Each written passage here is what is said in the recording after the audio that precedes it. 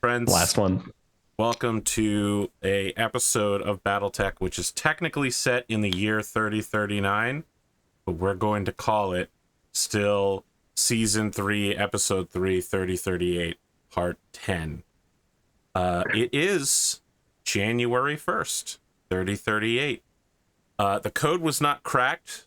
We're not clear on whether that was my problem in transcribing the code or the player's problem in decoding it. But we are joined by Lachlan McDougall, Yusuf Wheat, Anko Khan, and A Khan. I didn't want to just put Khan and Khan both on the overlay, so I decided to get a little sardonic. Excuse me, AP. It's newly a war criminal, Lachlan McDougall. I don't know that we need you're all the titles. newly a war criminal. You burned down a civilian's house on an enemy planet in a terrorist attack, Allegedly. supported by paramilitary forces. There's no- Allegedly. You can there's no allege. proof. You can allege to people who are not the game master in character, but you can't allege it to me. Good point. All right, then oldly a war criminal, Lachlan McDougall. Oh my god! I was like, Megalomaniacal maniac, tyrannical McDougall. look, there's no proof. No one else knows about Darth it. Tyrannus McDougall. The There you whole planet of Valentina knows about it. You literally were intercepted by defense forces, and they shook their fists at you on the way out. Yeah, but Oh, they Oh, can't. yeah. Oh, They you are mean, not gonna talk. do you mean about stealing the nukes? I mean, there's a whole planet full of people that know that you stole the nukes. But Sure, they're no not one- going to talk. No one's visited them in 100 years, but Okay, but And once Planet we Full. destroy the coordinates to their planet, no one's going to visit them for 100 more. sure. Hold on. A planet full of people is not a. That's a gross over exaggeration. It's like 15,000 people. Okay. True. It's a Here's- single compound. Here, listen, I'm not going to break down semantics with you on a done deal. I mean, that's Here's not even. what- That doesn't even break the top 3,000 of major American Here's cities. what I need from you, the players. You must choose a representative among yourselves to make a computer's check to decode. The bad news is that if you fail and then use either edge or plot point and fail again, we're not going to have to worry about Soundwave sticking around for the episode because he'll be dead by the time you get there. The good news is that for every additional 2 days you want to take to do this calculation, I will give you a +2 to your roll, but you have to decide how many additional days you want to run the data on. Question: What is the? Do we have any idea of what the negatives are for taking more time? I mean, you've got supplies out here. You literally just stole a pile of nuclear weapons. I mean, Allegedly. anything could happen Allegedly. at any time. There's no alleging it to me. I'm the game master. Look, it's We don't have nukes, AP. But I if we did literally- have nukes, these were not if the we nukes did- you were looking. if we did have nukes, you better not mess with us because we would definitely use the nukes that we don't have against Let me you. be really clear here. You guys tried alleging things with me in a court of law in character, and a man was shot in the head at the end of that trial. Yes, Look, that's AP. bad. Allege with me again, motherfuckers! Yeah. That was bad. I'll let you with That me was- one more time. Oh my god. I love it, man. Okay. All right. Computers check. Yeah, I've got a +1, so I'm 5 total. Yeah. Yusuf has the equivalent technological skill of Zoolander, so I think I'm going to be the one making this roll. I also do not have the computer skill. Hansel. Okay, so it looks like I'm going to be doing it. Would I be able to marry this with existing knowledge to decrease the DC by any chance? You can take additional days, or 2 days gives you a +2 for every 2 days you want to take. I just want to point out to everyone that I remember Eddie being really confident about being. I was able not. to solve I was the code. excited We to don't, try. we don't need to troll him about the code, all right? Yeah, It- yeah. I'm just kidding. I I'm just don't kidding. think it was a problem on my part, but it definitely could have been, all right? That's I mean, I plugged it into some digital decoders and none of them worked. Like I 3 of literally them. told you not to do that, but The fact that it didn't work coming out of Triffid Hilarious. Cipher, but that's the thing, is the Triffid Cipher you were using, I was confused because it was not the same as the one right off of Wikipedia, which is what I interesting. use by Okay. hand. I encoded it by hand off of Wikipedia's matrix method. Fair enough. Anyway, I'm sorry. I didn't mean to be mean. I No, just thought it's it was all good. funny. It's all good. Look, I've had kind of an interesting new year. So I'm just going to All right. preemptively open the page for edge and plot points real quick, because for some reason I feel like we're going to need it. well, what's the DC? What do I need to hit? Or is this an unknown? I think I can go ahead and tell you that it's a 15. Oof. Can I use science? I have that, but I don't have computers. No, this is I mean, that means I need specifically to get decrypting a message. I need to get boxcars, not boxcars, but I need to get You need to get on a the 10. die. Yeah. Got experience points? I mean, let me see if I can. Let me see what I can do. Your friends have experience points, maybe? I have 15 experience points, Lachlan's so a smart guy. I could become a genius coder. Yeah. Genius okay. coder is a stretch, but go ahead. I mean, I spent some for acting and communication because I was doing a lot of that. So How do these points spend again? I never remember. I played a stupid game. it escalates each level you go up. So if you have 0 Yeah, I right now, know. it's like I 3 think to it's start 1.5 times the what new you value. need. Yes. Well, might be better off to just up my Int. yeah What's your int right now? I thought it was 4. 3. Oh, I thought it was 4. Oh. Well, I can't find the book in my files. Hold on, I've got it. I've got it open here. If you want to advance attributes, it depends on how high you're going. What's your current attribute? 3 to 4. I would be going 3 to 4. To go to 4 requires 12 XP. That's many. It's 3 times your new rank. To increase your skills, it's 1.5 times the new rank. Okay. Do you have communications? I do. Well, I'm asking Lachlan. Do you I have thought it was computers that I needed. Yes, sorry.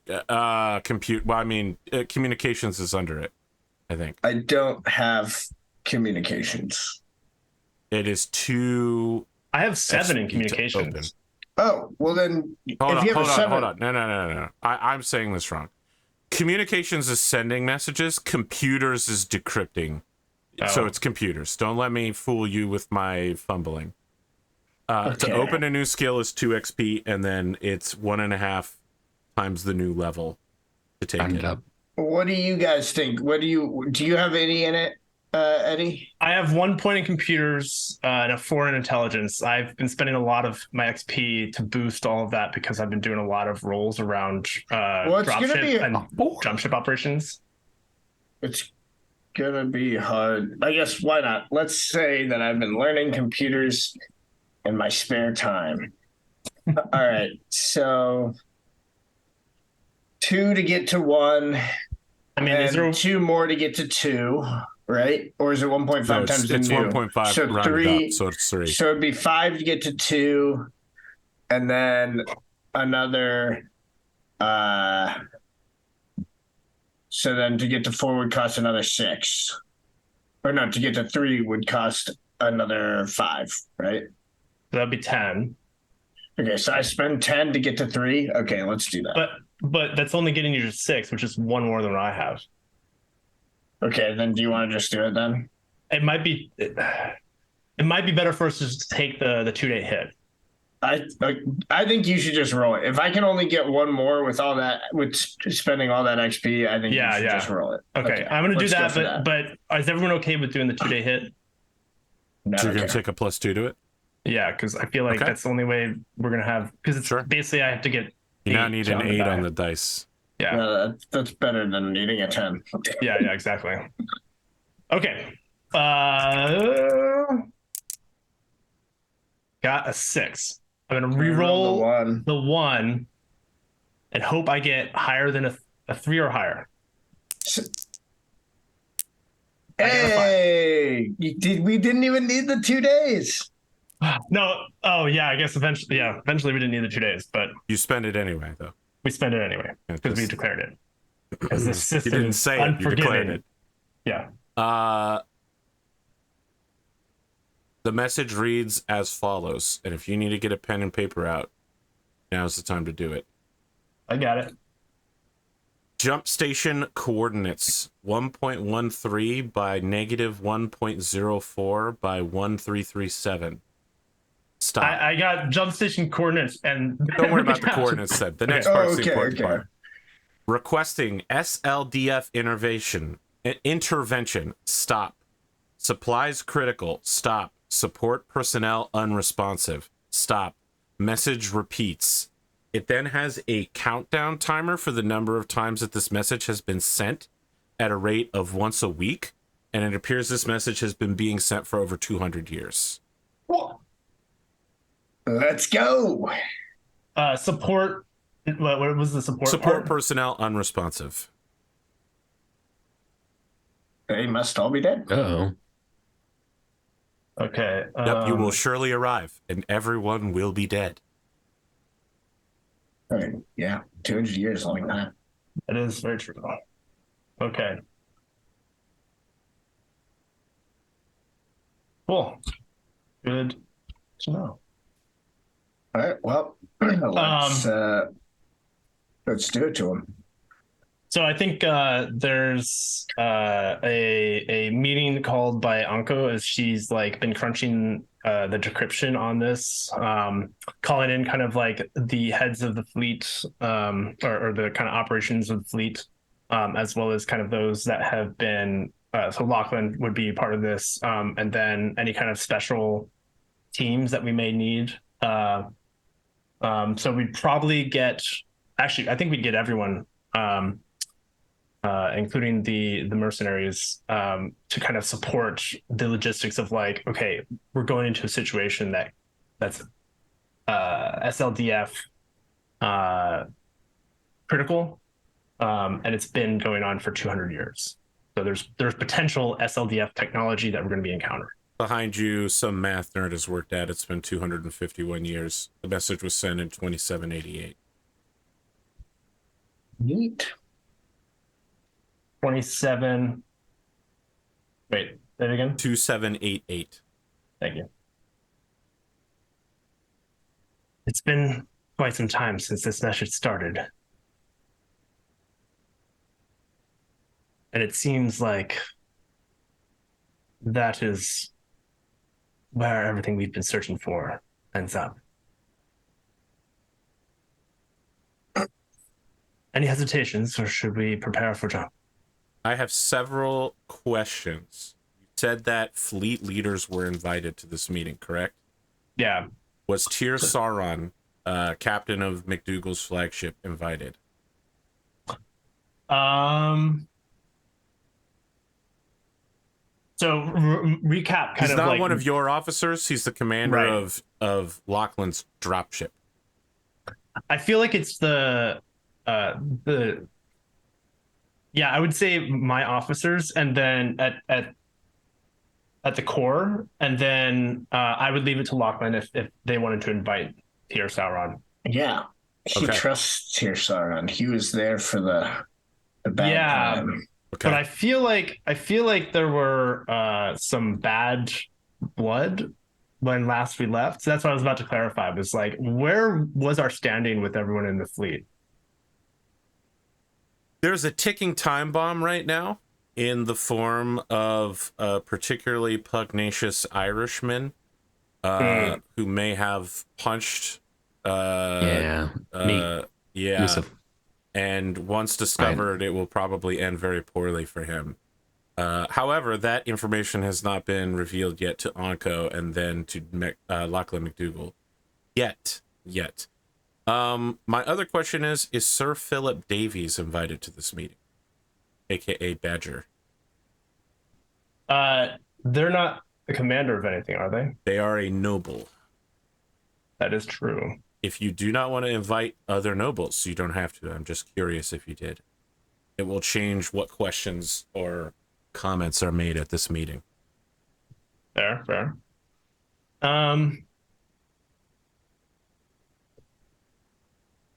I think in favor of transparency, since this is a kind of a deep space mission, yeah, Davies would be invited since they were invited on this mission specifically for their skills and their perspective.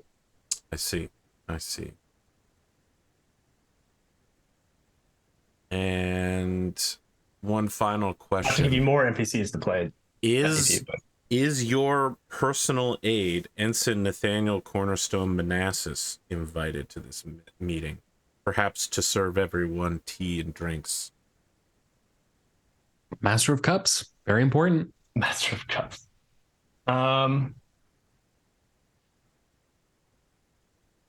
If not, whoever is resume the builder. least highest ranking officer will be forced to do it. Which would be me. You're a recognized noble. It would probably be Badger, actually, since he's just a knight. Oh, Badger would love that. You're a special friend of Lachlan McDougall, so you're a bit more than a knight. It's true. Yeah, I think no, they wouldn't in this particular case. Okay. Right. Because this is like kind of a leadership decision. Right. And so yeah, I would ask Badger kindly if they could help set out some tea for everyone.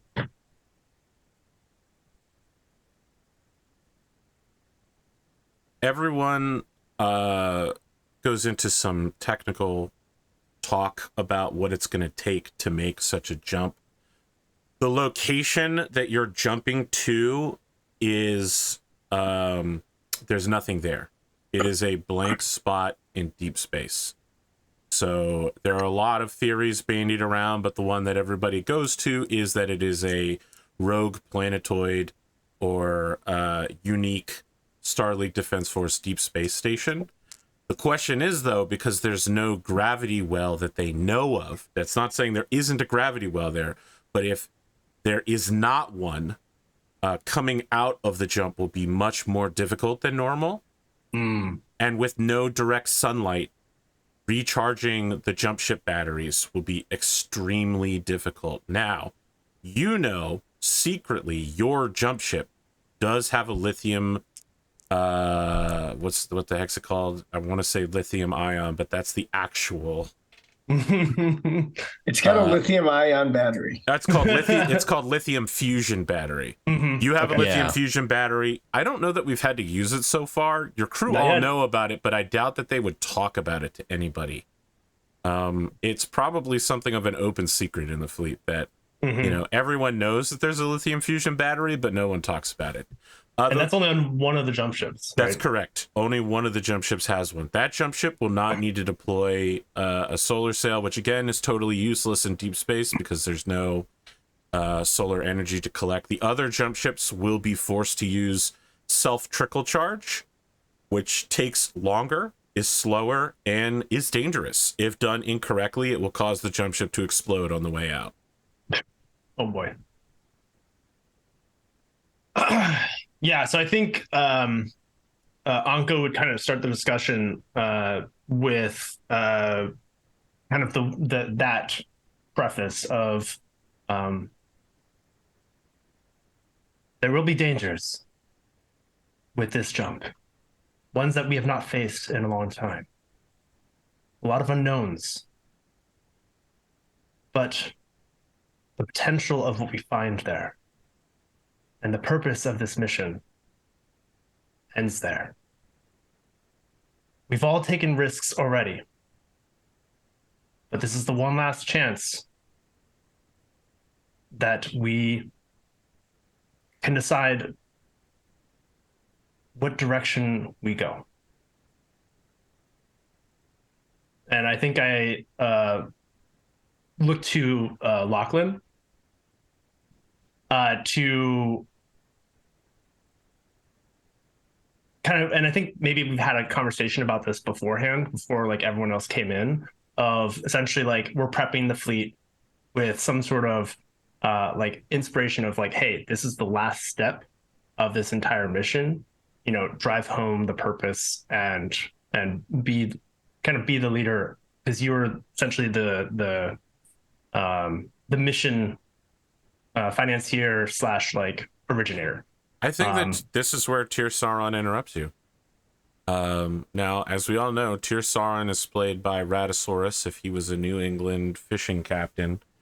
He's wearing a flannel shirt. I love it. He's got one of those skipper's hats, elbows on the table, fingers forward, as he just says, "Let me just offer a possibility here. What if we didn't take the whole fleet?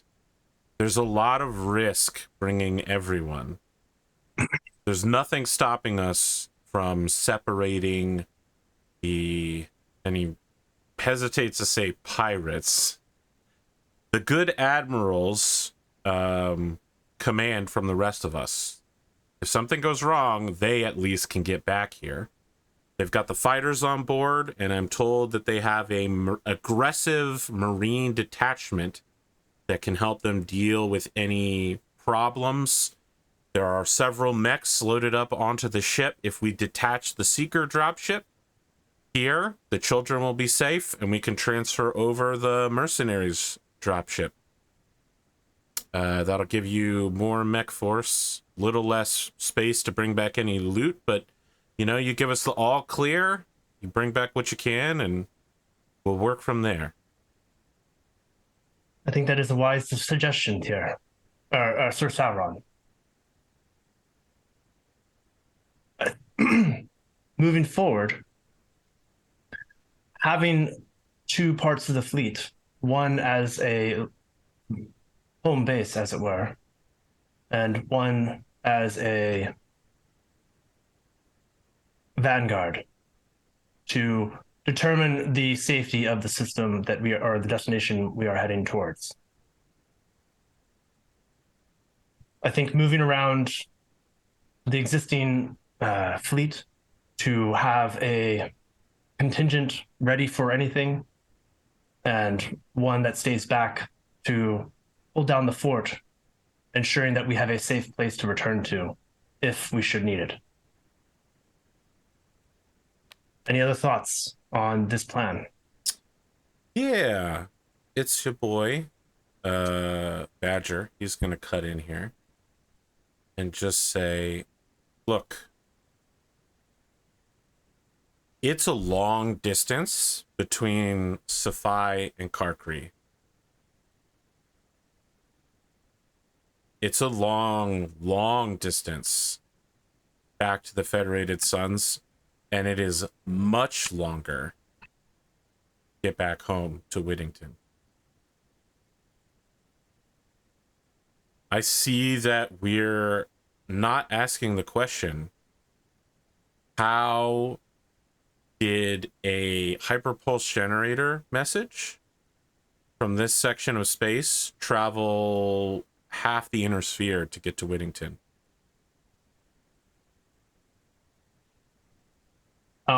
It's not physically possible, right? Wherever we're going, there's something there that is beyond what we know is possible. That's the whole damn point. Okay, you and Badger are facing off on this. Yes, thank you. I was about to say the same. I was also going to ask AP if, like, I think Lachlan and I both have like a technical sense, right? We have, what's that ability? Tech empathy. Yeah, I have tech empathy. It's a lot of us. Tempathy. Wow, imagine that. People who require the usage of mechanical devices for their livelihood tend to be good with machines. Got it. I have tempathy, yes. Yeah. You may have tempathy, but you severely lack empathy. But that'll be... Yeah, he only has empathy for tech. It's the problem. He is one with the machines. Naturals everything around him. Yeah.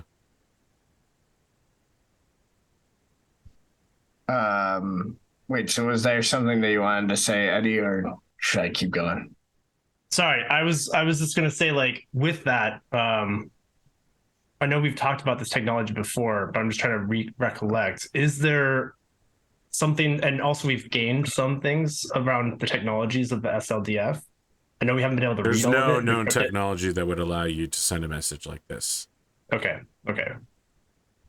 Yeah. So I think like when Lachlan says that, like in our TV show, it's like we had like the scene of like everybody arguing and like debating, and then Lachlan was probably just like off in the corner, just like sort of waiting and watching and listening to the opinions. And then when Badger says that, he'll speak up and he'll say, the whole point was that my late wife found something that could not be explained, a signal that pointed to technology that humanity has not achieved in hundreds of years. We did not come all the way these thousands of light years out into the middle of fucking nowhere to stop at the last step. This is like this could be the next Helm memory core. You mean the Kuro document as well? Yeah. He died for that document. He was thrown into a sun. Yeah. Yeah, but we're saying the next one. Okay.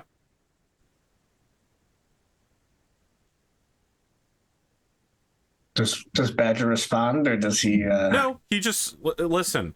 Badger didn't have any particular point in saying that except to remind everyone that anything could happen where they're going. He's not trying to usurp anyone's authority. He's just trying to remind everyone that it could get real bad. Then let's plan for contingencies. No, actually, I think I think Lachlan will say Badger does have a prevailing point.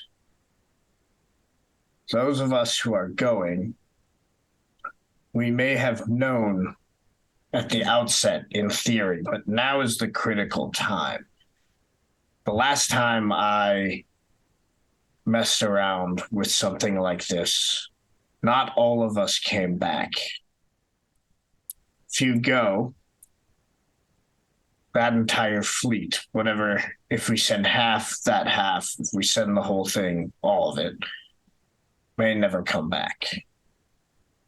It's part of the gamble.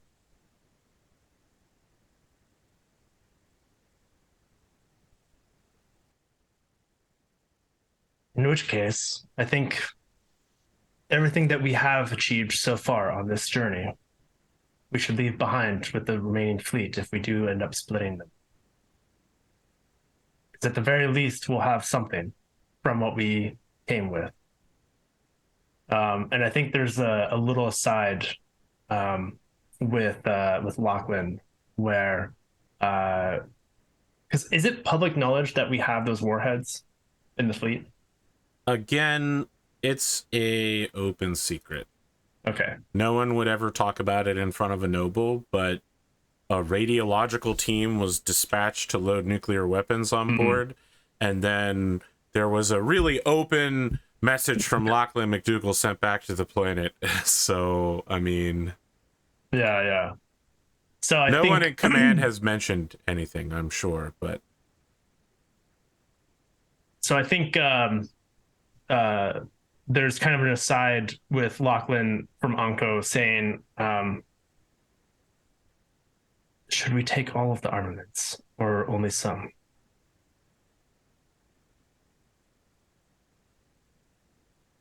If worst case scenario does arise, it may be good to have them at some capacity.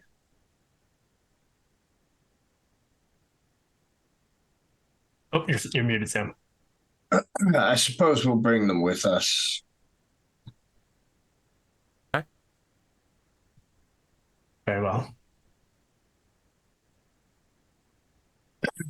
The real question is who's going to stay behind.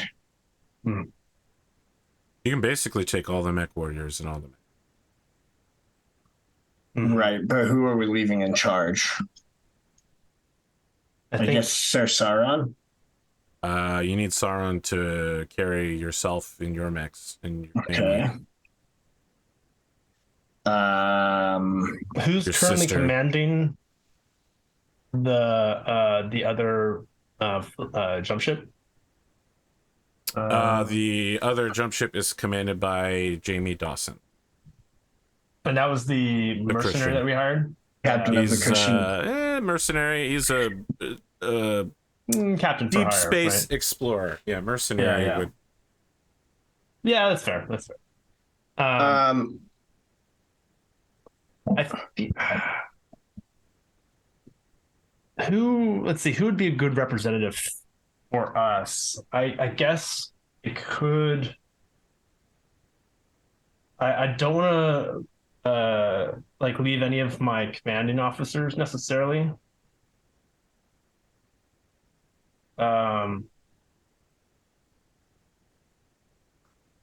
Lachlan could just leave his daughter in charge, even though she's only 13. That'd be a very noble thing to do. Feel like the Duchess would probably.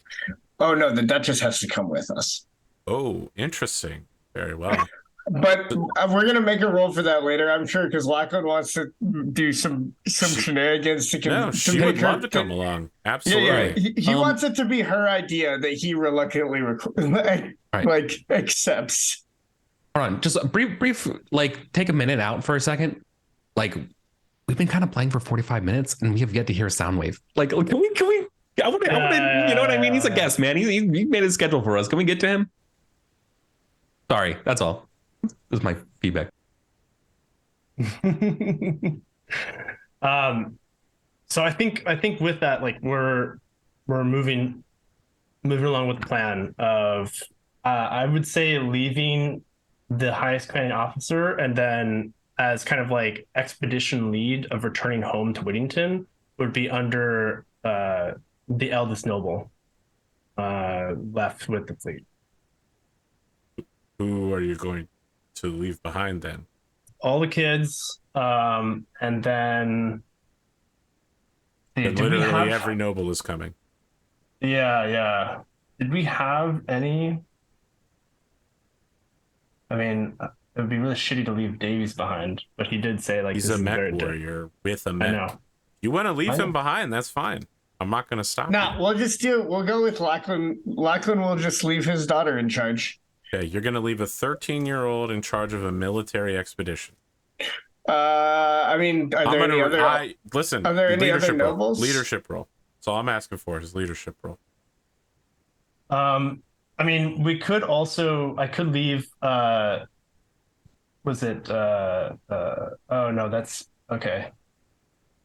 It should be just be upfront. This will be a ceremonial position if a 13-year-old is running it. Yeah. That was the whole idea. Anyway. And the role right now is to see if people laugh at you for being a nepotistic lunatic for leaving a 13-year-old in charge of their lives.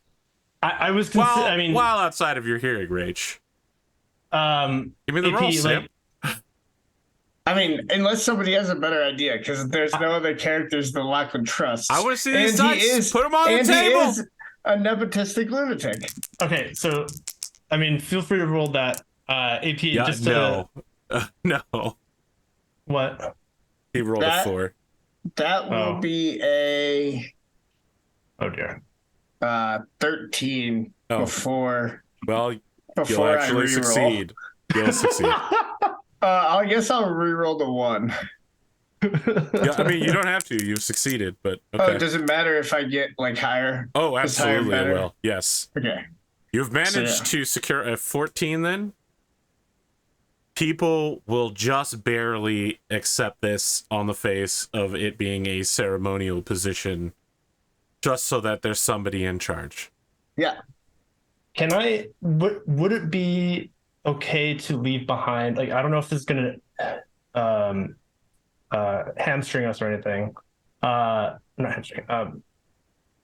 Affect us heavily if we leave Officer William Whelan, as kind of like the coordinator between our two fleets if we split up. That's fine. He's your executive officer. If you want to leave him behind, that's a little odd. Kate Kate Meacham is the executive Well, officer. he was the original executive Yes. officer. Yes. Right, which is why I feel like Normally he one would... sends the executive officer into danger, but Star Trek has fooled everyone into thinking it's the opposite. The captain risks their life and the executive Okay, so anyway, you can leave him. Yeah, sure. Okay. And yeah, I'll leave him with instructions of like, take care of them if we don't return. Sure. Is there anything you guys want to do before you make the jump?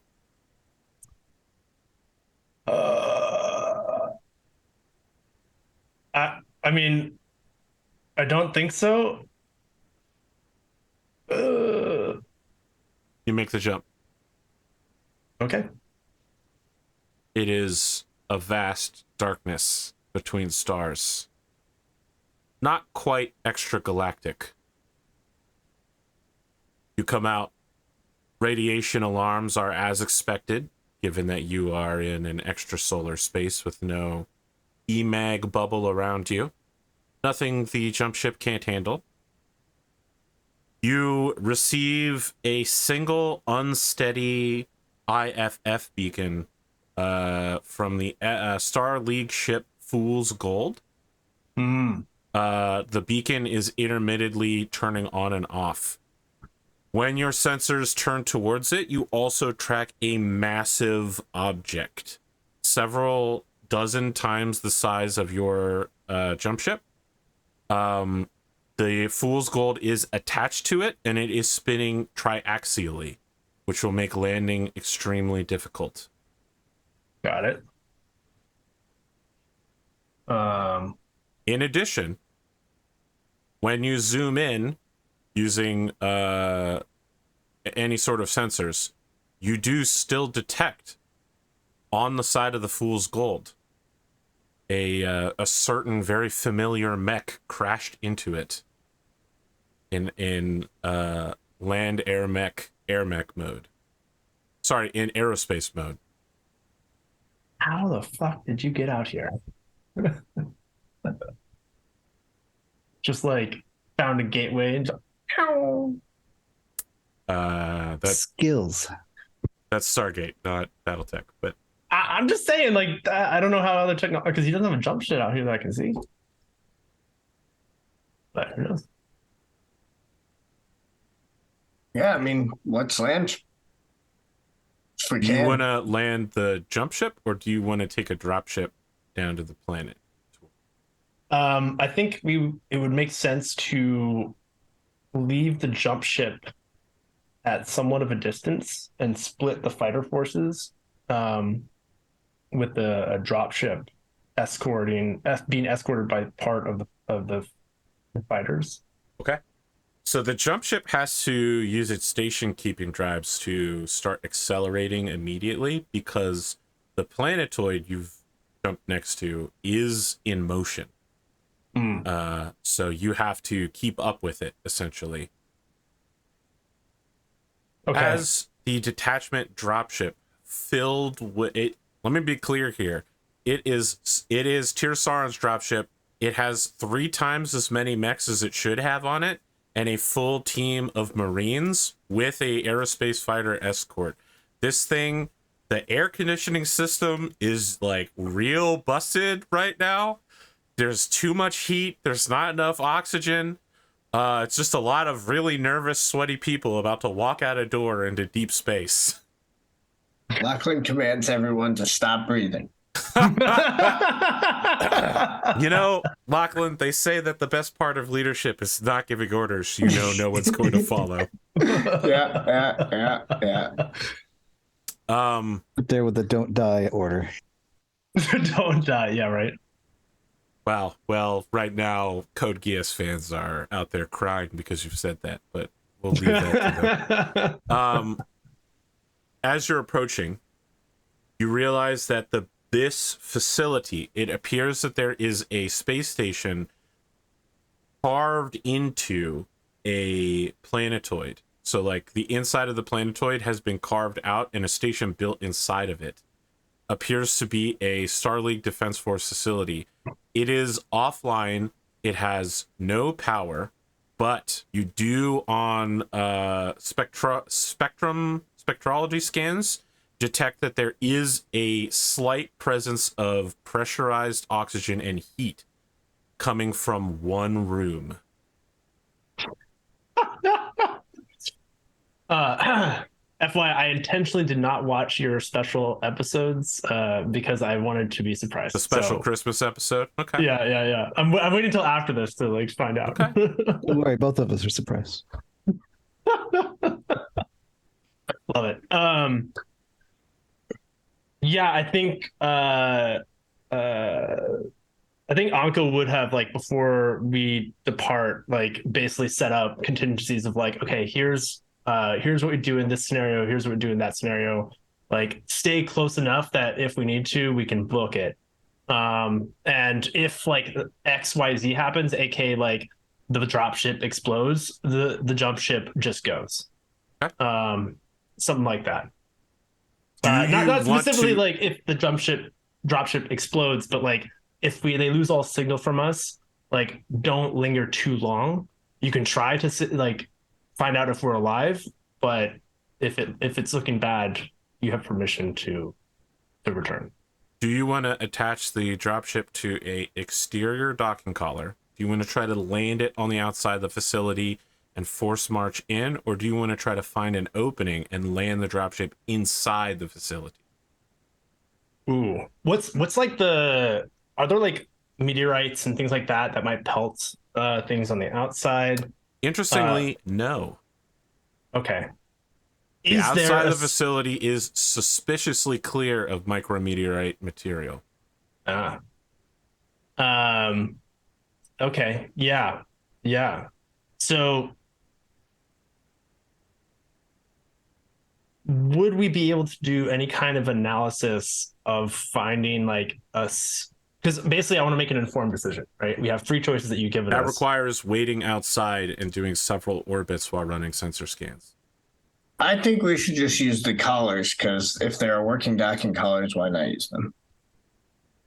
Well, he was saying that because of the rotation rate, it's hard. I thought I could get you on that one. Oh, I thought I could get you on that one. Eddie actually caught it. Yes, the docking collars are the hardest choice, actually. Okay, well then. So we're going to go with the safest option to land, which is probably going to be the landing on the surface, because it gives us the most surface area, not trying to go inside the facility, and doing a forced march. Okay.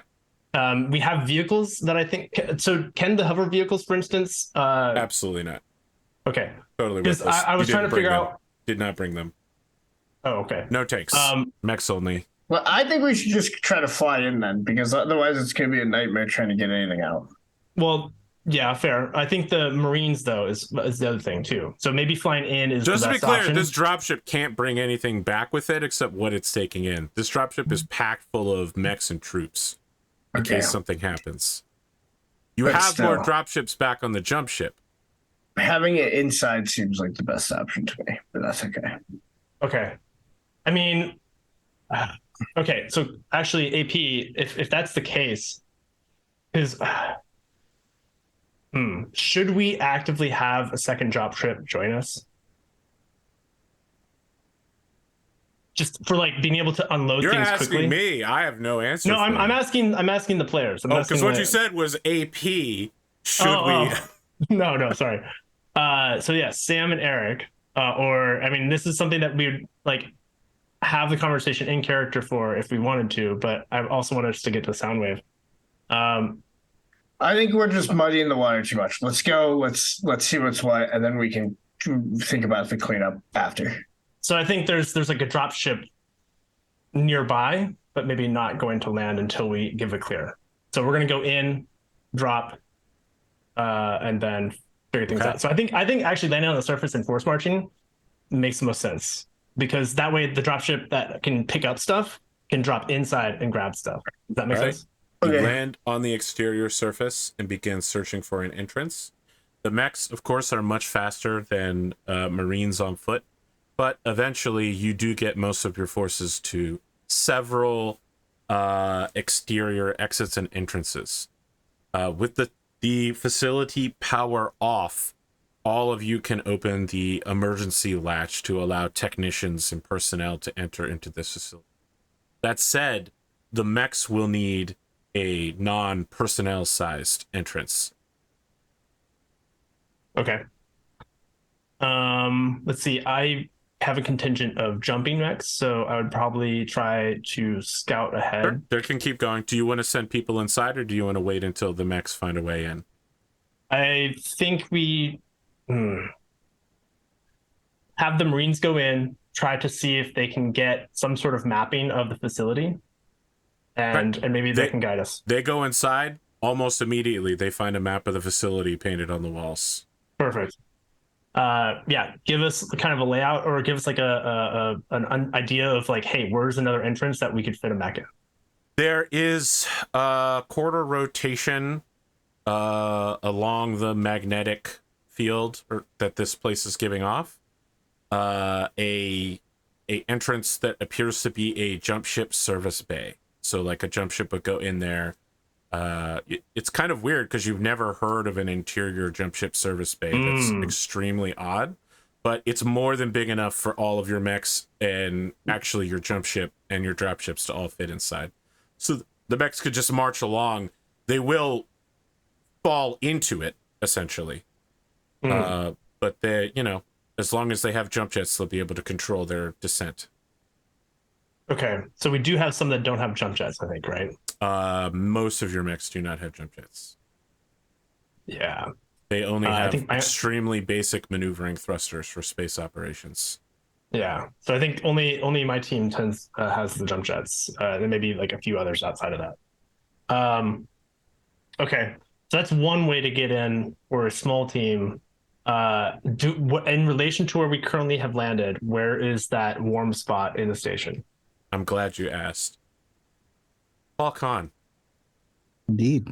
I would like you to make a check real quick to see if you are still conscious. All right. What you got? Just 2d6 and add your constitution modifier from your character sheet. You still have that thing, right? Mm-hmm. Okay. Is that strength? Whatever is the one that's will. attached to hit. I'll take will, sure. Absolutely. It's 1 point better. I'll take will. You need to hit a 12. I do. Okay. You are dying. You are several days without water. The lack of food wasn't too bad after you got done shitting. There's nothing left inside of you. The lack of water was bad.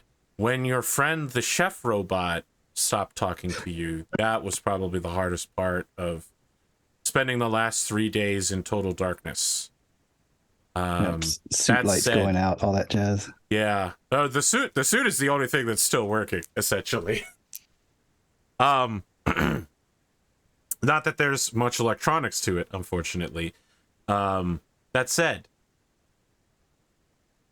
you start hearing a lot of fucking clanging all of a sudden. There's lots of impact noises, hoots, mech noises. Like every time a mech's foot hit, you can hear the sound of both its fusion engine vibration and the joints. But when when both feet are off, you can't hear anything until they both come back down again. You hear the sound of people moving through the facility, and you're suddenly aware that you're not alone here anymore. He'll shakily get to his feet, and I guess he'll go to the door and rhythmically thump on it. That's the best he can think to do. Your last bit of oxygen is in this room. If this door is open, you're going to be in a lot of trouble. Yep. All right, you start making a rhythmic thump. Anko, your sensor guys are like, we're going to try to identify that room, man. And then they just hear a...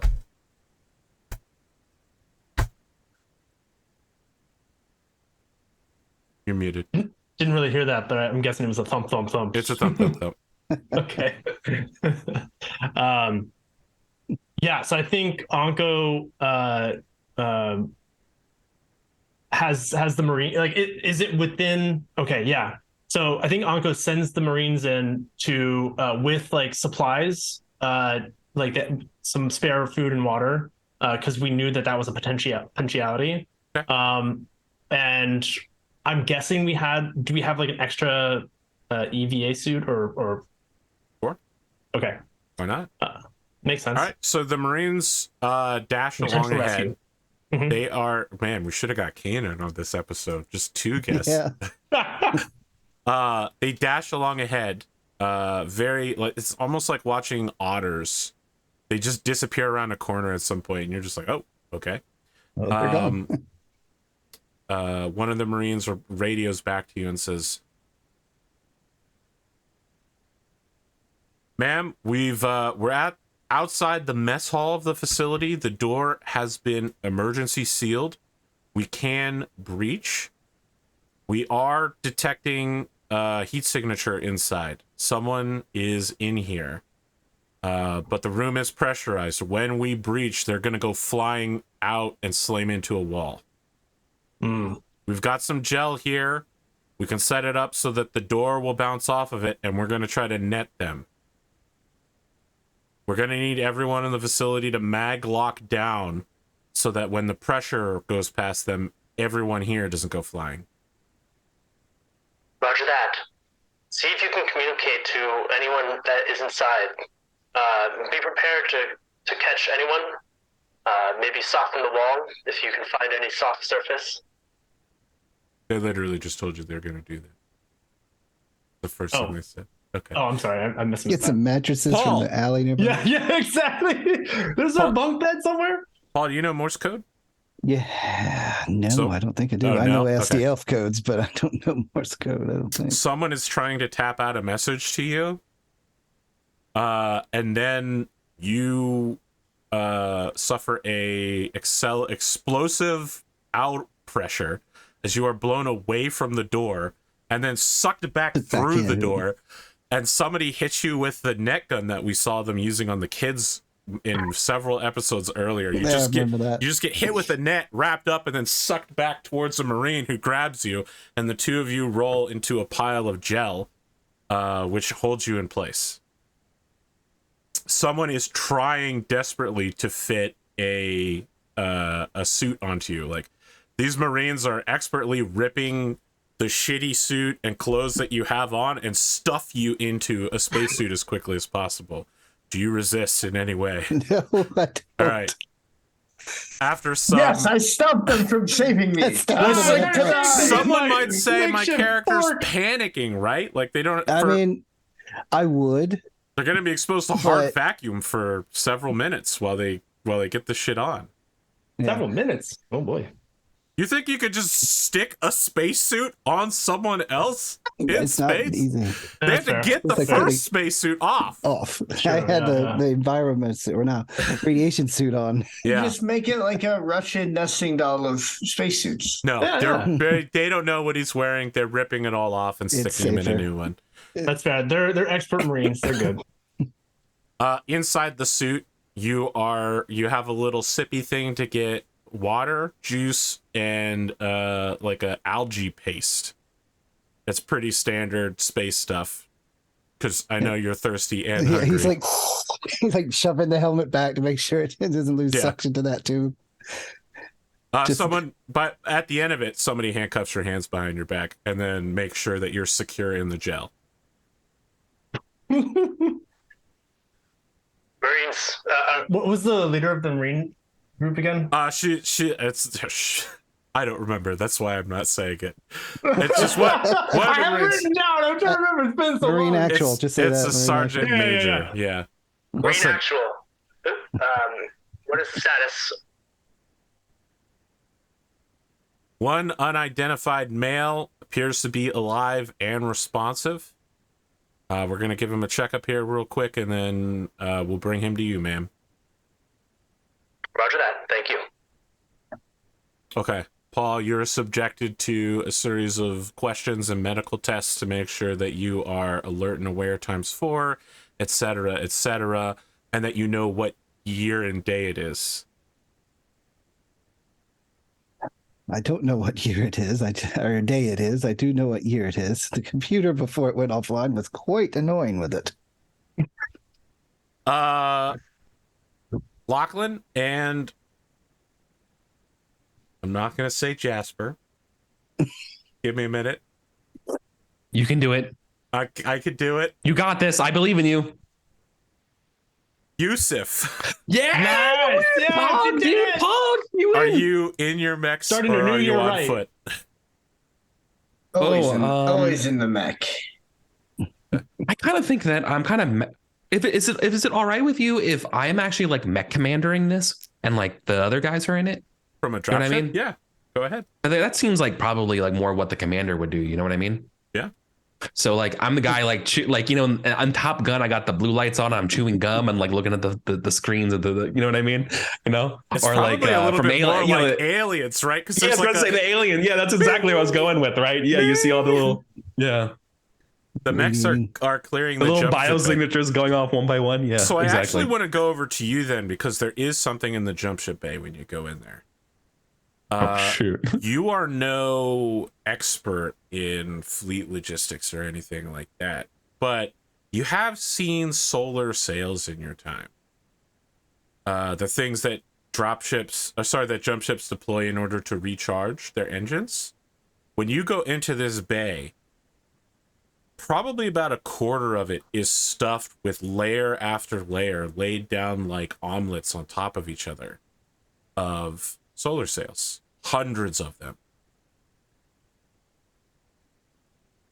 Now that's not that unusual. What you might think if you asked somebody on the dropship or jump ship that you're stationed on, they would tell you that the facility is probably powering itself by trying to get as much residual solar energy as possible. Right? It's essentially like flying them like kites around itself. However, it has solar panels on the outside of itself, so it is a little unusual to also have the solar sails. What's probably more unusual is the two jump ship docking collars, which again are extreme. First off, a jump ship docking collar is very unusual outside of a station, but this is a space station, so maybe not that unusual. One interior of a station is extremely unusual. The two of them appear to have cabling attached to each other, running to a series of communications equipment that vaguely reminds your pilots of a hyperpulse generator, but is 30 times larger. And just for player context, what does a hyperpulse generator do? That's what Comstar uses to send messages between planets. Instead of opening a hole to send mass through, it simply sends information through at a slightly farther range. So it's still like a jump drive, but it has a slightly farther range because it's sending data. Yeah, it's just creating a small hole that goes through. Got it.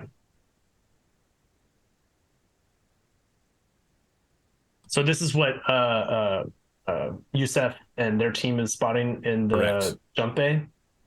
And I know I said that I was sending my team with the jump jets, like kind of off to scout into different areas. Mm-hmm.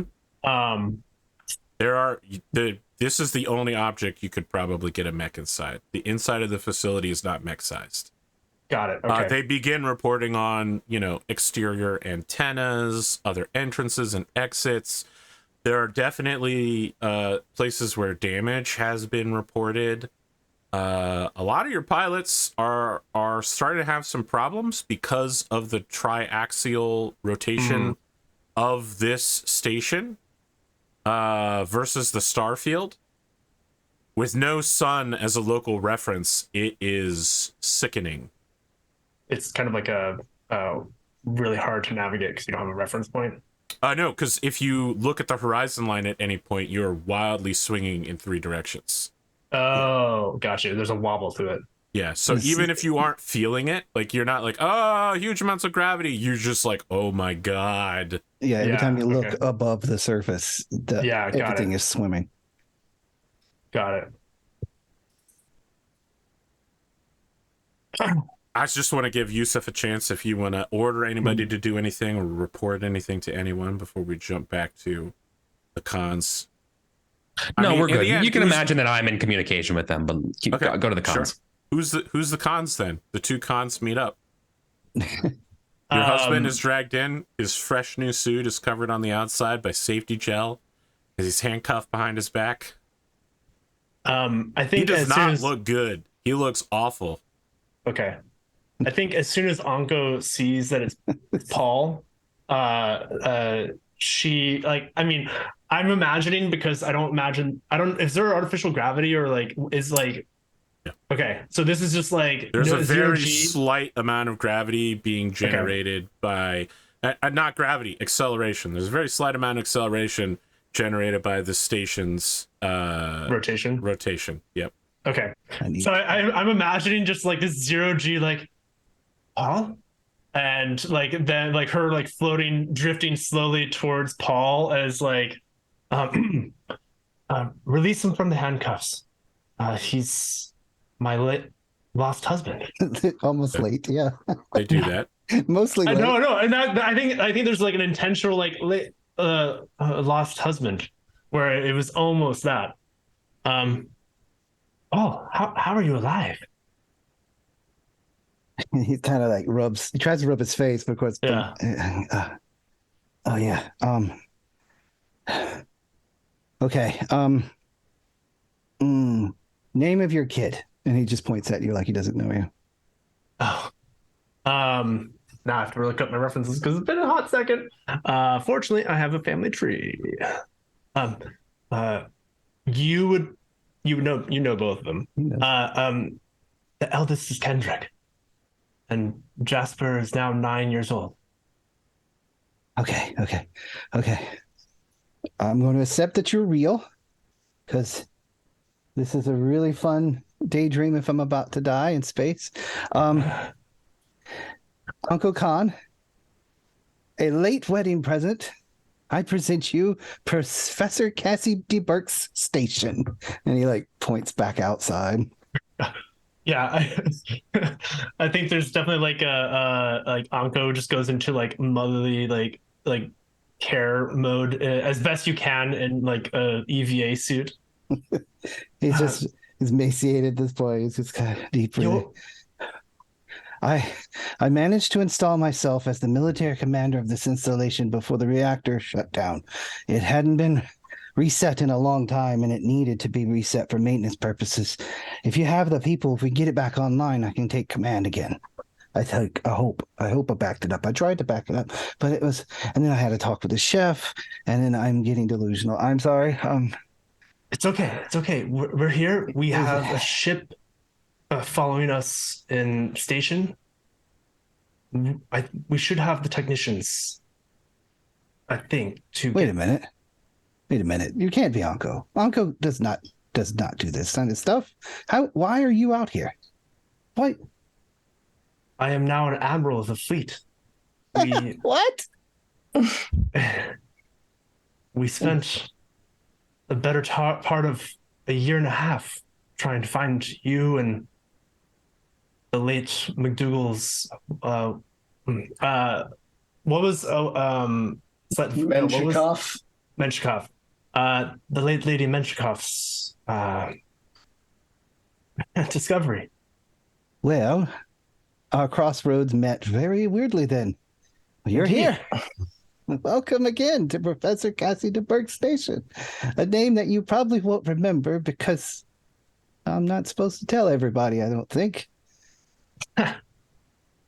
He kind of tilts his head. Yeah. Do you know if you've got any Comstar agents on board? Hope not. Yeah. Well, we did have an encounter, but then you probably do. Okay, I'm going to need to just not talk about this. Hi. Could I get changed into something not covered in myself? Yes, of course. Still not and really I think, sure if this is real. Yeah, I think Anko would kind of escort Paul Khan to the dropship. If we can, like, put him in. Is there enough space to like have him in the mech? I don't know if that's even possible. Okay, so we'll put him in the mech, and then I will grasshopper over to the jump ship with the rest of the team, basically like holding station, prepping. I think Anko would radio to Yusef. Yusef, it seems that we have a potential of actually docking with the station. Please communicate to the jump ship to send down a second drop ship with a technical team to potentially bring back the reactor online. You're saying we didn't bring a reacting team? All right. I mean, I don't know. Did we? No. Is that something we would have thought of? You loaded your dropship with military personnel. That's true. Just in case some shit went Just down. to be clear, your Marines should theoretically be able to attempt to diagnose basic problems. Okay. Yeah, they diagnosed that it was a threat, so they shot it. That's Can I do it? That is a problem. Absolutely. Right. Do you want to disembark from your mech? I mean, what skill do I need for this? Computers. The negative. You want to have that. Whatever it is, tech empathy will apply to it. Because hold on a second. I got asked a request for a dropship to get launched, and so I asked my XO or whatever for the time for it, and they're like, "It's going to take 10 hours." Like, God damn it, we don't have 10 hours. And it's going to take 30 sequence because there was a second dropship. Tech mech. I just wanted to allude to the first Top Gun, okay, the good one. All I have is tech mech and I thought science. you said the second one was good. I haven't seen it, to be clear, because I don't want to get Paramount Plus. It's a Dark Knight. It's a big Dark Knight effect. Like 5 years from now, everyone's gonna look at it and be like, "Oh, yeah, it actually wasn't that good." Okay. It was a fun movie to watch in the theater. It's fun. Yeah, exactly. Same was the Dark Knight. But like, I'm just saying, like, people are overrating it right now. Like, there's a lot of hype when you. I would allow come you back when you're sober. I would allow you to translate tech mech over to tech space station. You actually, you know what? I'll let you take it standard because you live on a space station. All right. I feel like you could translate your technical skills over. Now, I don't mean you're not going to single-handedly fix the station by yourself, but you can diagnose whatever problems are going on here. I will do that then. Tech empathy, I think, gives me just a +1. Yes, you will. You cannot do this from your mech, though. You will need to suit up and go into the station. Okay, you want to go alone or with a Marine escort, or what's going on there? With the Marine escort. I think Anko would insist. Your personal guard. Oh. Paul starts to whisper to Anko once the radio turns off. He's like, make sure they know that there are 2 computers in charge of the station. There's a civilian counterpart in the military. There is a Paul Khan that is simultaneously an escaped convict. Paul Khan that's simultaneously a senior developer from Starlight Limited, which is, I believe, a defunct company from the Starleague era. And there is commander of the station, Paul Khan. So, if it asked, don't say you're me. It doesn't know which one. It's going to assume you are of that 3. Just make sure they say they are they're technicians or support. I did actually ask for that as a joke because I knew they wouldn't come. But you know, Eddie. Rip Eddie. Rip Edward. Redwood. Who had communications? Shit, I think it was Eddie. It was Eddie. I was gonna say Eddie would actually know about Starlight. I can roll on his behalf. I'm his what do you call it? Dedicated what do you call it when you act for someone who's dead? Executor. Yeah, executive. I'm an executor of the Eddie estate. So let me just go ahead and roll. Thank you. That joke would have been funnier if my brain wasn't clouded from COVID fog. But just pretend that it was witty. All right, let me go find his thing. Witty 10. We're just gonna get everybody's face. I'm trying to find his stats here. His sheet's all. Oh, it's color coded. Actually, it's awesome. You said comms, correct? Yep, communications. Oh, there it is. Communications. Total is 7. These 2 dice, red. 6 plus 7 is 13. He's not gonna recognize Starlight Broadcasting Limited. For the rest of you, specifically for Lachlan going inside, this facility definitely suffered a outward pressure breach. Probably somewhat recently. You're also seeing, unsurprisingly, signs of, hundreds of years of maintenance neglect. You could seal up all the pressure doors into the facility and out of the facility. That wouldn't be too difficult. Restoring life support to a facility this massive is a pipe dream. You simply don't have enough oxygen to do it and not put your own reserves at risk. The reactor is toast. There's no getting this facility back online. The computer system is also equally toast. Parts of some drives you can like pull them out and like RAM, but like almost everything here was burned out when the facility began decompressing. From what from like your observations, there was certainly some sort of, more than once, dust buildup inside the facility. Okay, let me flip back over. I get the dramatic part. I think I have to move it here. That's Onco. We're actually in the right position. Just from the dust and the electronics damage, you think that there were several arcing events of like just buildup of debris and material, and then an electrical current shorted across it and started burning stuff out over hundreds of years. When the pressure breach happened recently, you're seeing a huge amount of those happening all at once. Like, it generated a massive amount of static electricity, and a huge portion of the computer network just burned itself out in the end. You're muted. I just said bummer. I'm gonna ask you to make a roll for the big bananas. This is for all the marbles. Not bad. 9 plus 5 plus 1. That would be a 15. If you take a plot point to increase your roll by +1, you will get something significant from it. I will do so. This facility has 2 secrets to it. You find both of them. Yes. The one that we know a little bit about is that this facility's apparent purpose on the surface is a deep space communications observation center.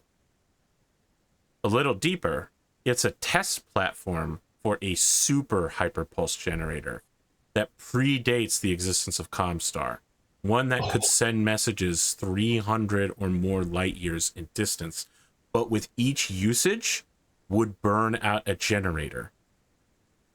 So rather than risk continuously bringing generators out here, what they do is they bring jump ships that are set to be decommissioned and burn out the drive on a jump ship that's about to go out. And then it appears that they tried to get clever and pair engines together to make them last longer. Yeah, like holding hands with the Soul Stone situation Yeah. in the Guardians. Yeah. What you think happened initially is that the first time they tried this pairing, it killed everyone on the station in a massive radiation wave that was not expected. Now, finding this takes you hours. Now we get to the interesting part, my friend. You're looking over the map of the facility, and you're used to just being like smuggler hold. You know, I keep my wine in the wall here. You know, you can take this unmarked catwalk from J5 and save yourself 5 minutes down to the docking bay, you're looking over this map and you're like, what the fuck is this room? There is a 3-dimensional portion of the facility that's not on any of the wall maps. And when you begin trying to follow it physically, the Marines are just like confused. They're not sure what you're doing. You begin noticing a lot of machinery connected to the dropship, jumpship exterior docking collars. And when you follow that, you get a secret entrance to a station-sized lithium fusion battery. Whoa. So the purpose of this thing is it can store... So you have something like this that will store jump ship charge so that you can sell it to jump ships that jump into orbit and then let them go away, right? They jump to a Lagrange point, they sail to your station, they get a charge from your station, and then they leave. But it takes a while because your station is old and it uses, you know, modern, less good technology, right? You have a lithium fusion on it, but it's a jump ship sized one, right? That's a special battery that you have to pay extra to get it express. You could take all those batteries out and replace it with this battery, and you would be able to nearly instantly charge a jump ship that docks with you. It would be revolutionary for your profits. That's good news. It's going to take you a while to get it out of this. And the only dropship that could possibly hold it is the Seeker. Doing so is going to drastically reduce the interior space of the Seeker. Well, that's got to be the first priority. Okay. The other thing to note is that to do this, you're going to have to retrofit the Seeker. You're going to have to literally cut holes in the side of the Seeker and remove rooms from it to make room for this thing, unless you want to strap it to the outside of a ship or some insane plan. Unless I'm misunderstanding, this piece of technology like pays for the whole trip and then some, right? Like this several is like dozen times. Yeah, so yeah, I mean, we'll do whatever we need to. Like this is we got the grail. Like we got we've got our like you know, our moneymaker, our payoff. Now, you can take additional time. Paul, I know that there are, I mean, you have secreted away somewhere. I won't mention where because you and I know where it is. You've secreted away. Is it the Speed Racer series? The Lamb Speed Racer? 50 seasons of Speed Racer in Battletech? I think it was the music. You got music, yeah? You've got all some the music. I got a bunch of downloaded? cultural stuff because it was easier to pocket, and then I put it in the room. You know that there's plenty more of that data. How much of it is recoverable? Questionable. The data about the super hyperpulse generator could be recovered, perhaps, but I would point out Comstar has a tendency to make things like this disappear. Or so you've heard. You already know Paul Kahn is real nervous about talking about this facility in general. Anything that threatens their monopoly could be viewed poorly. You're muted again. We're already on their bad side, so we'll try to get as much as we can and then deal with the fallout later. Yusuf, I want to cut back to you real quick. You don't know any of this information from anybody else. No. What you hear is one of your guys go, "Sir, I think I saw some movement back here. I'm getting some strange readings. I want to get in closer." All right, be careful. Okay. Have you made contact with the rest of the teams out there? Yeah, what's the situation? Do we all know where everyone is? Yeah, I feel like you're probably the only one that has that information of where everybody is. Yeah. He says, "Okay, I'll hold position and let everyone know I'm going in. Can you get me some backup here?" Looks like Charlie team might be available, but they're about 5 minutes out. They got stuck trying to reboot an elevator. Okay. Do you want me to follow, sir, or do you want me to wait? Hold tight for Charlie team. Keep me abreast of what's going on. Okay. I'm going to tell you, EricVulgaris, you just saved this guy's life. There have been several events so far that had you made the wrong choice, people would have died. If Tyr Sauron wasn't here, if you had tried docking to the exterior collars, and now not sending this guy in to chase after phantoms, have all saved lives. Just doing our part. I have no further events to offer you. I have a empty, perhaps haunted space station for you to plunder at your will. Of course, the longer you stay here, the longer the Second Fleet may have to rethink waiting out here for you. And of course... Can we send for them to come? I was about to ask. You'll have to send your only jump ship back to them, and then it will take a week for that jump ship to jump back here. So if you do that, you're going to have to wait a minimum of 2 weeks to leave this place in the future. Because how long is it going to take to do all this salvaging, though? Yeah. I was going to say, is it like possible while they're gone if we send... Could be a day, could be several days. Okay. So it may be necessary anyway. And we have enough jump ships, I think, to be able to start salvaging some of the smaller things. That lithium ion, obviously, we need to get the seeker. So I think like over the comms, there's a bunch of chatter about logistics and like, or like, I think at least in, there's a bunch of chatter about the logistics. We're and not stuff. playing Battletech, the video game anymore. We're playing Hard Space Shipbreaker. That's where we're at. I think. And be careful out there, Cutter. I think that Anko should take back a team to get the other people with some of the like more military folks who can't help out with the more technical work, and then we should have like a salvage team and a fetch team. Get everyone back here, regroup here, and then we can head home all together. So just to be clear, based on the logistics of this, whoever is in the jump ship Anko takes back will have expended its charge. It will then need to rebuild both charges while there before coming back here. And any jump ship that you send here is going to have to attempt a trickle charge.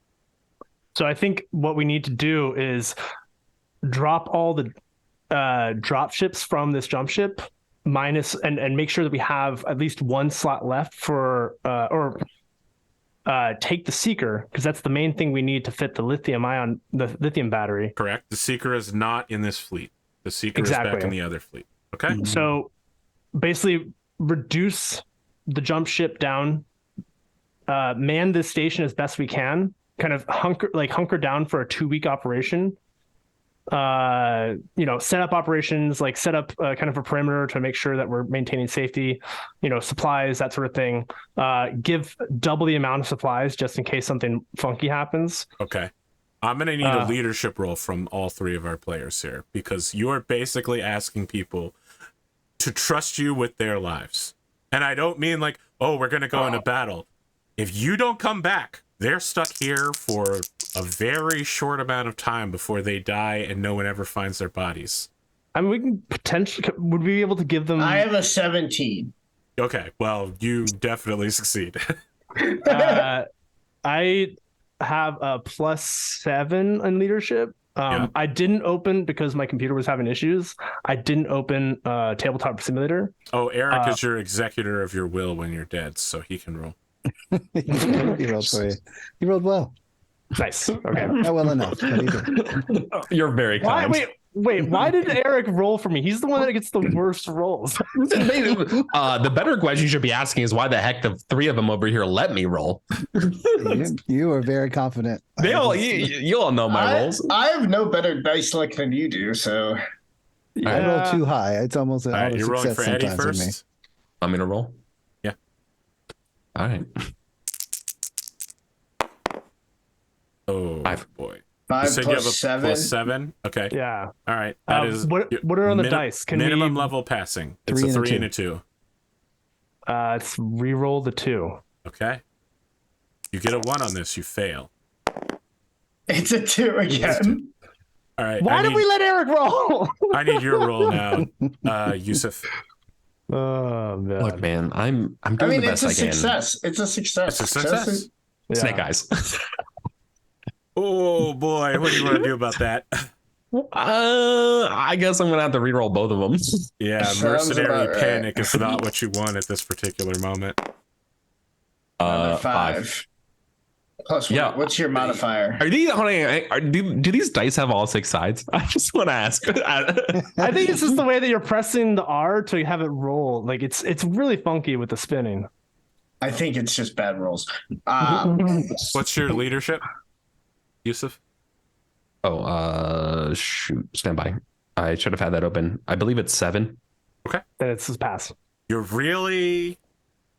The two of you assure your contingents.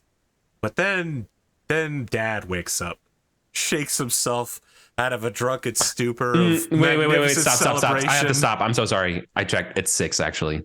You will fail. Yeah, I know. Well, Can you use a story point? To... Can you my use stat it? is 6. He already did to re-roll this, right? Yeah. I re-rolled thought it. you That's use edge to re-roll, and then you But can use you can't use both of them Oh, you can't use continuously. Okay, Yes. fair enough. Sorry, guys. Well, I'm that's keep it honest. bad. Do you have XP to bump it up to 7? I do, actually, but that seems kind of weird. I'll allow it. It's a desperate hour, like Eric. I think All this right, is like... then absolutely, I will dive into my. Honestly, I have like 46 free experience. Oh, then you should definitely. I've been saving up for mechs. Yeah, I'm sorry. I wanted. Wow. Okay. All right. All right. Well, So 7 to 8 would be 12 experience, right? that's fine.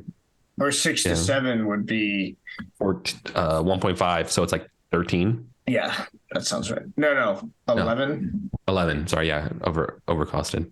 Yep, 11. Lachlan puts on the psychopathic speech of a lifetime to convince everyone of the massive value of what they found here. But rather than dollar signs in his eyes and continuously talking about that sweet mother lode of lithium fusion, he makes it clear that this is about us. It's about the cultural artifacts we're all bringing home together, our mission complete, etc., etc. And a wave of morale increases spreads across a already tenuous, close to breaking fleet. Having reached the end of the road, there you are.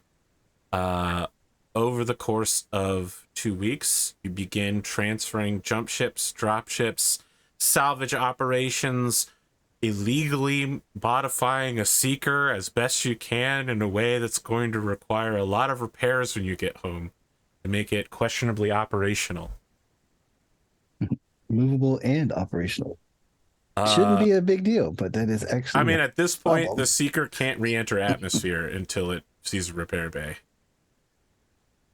You're muted again, Sam. Small price to pay. Small price to pay to bring back it. It looks like a giant bunch of like